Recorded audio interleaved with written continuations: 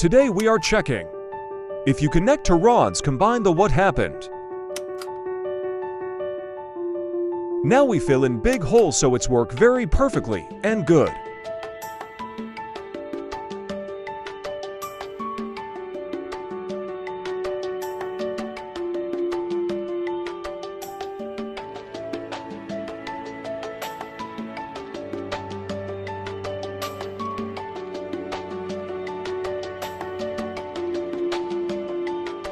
This idea also works. Subscribe my channel for more videos. Thank you.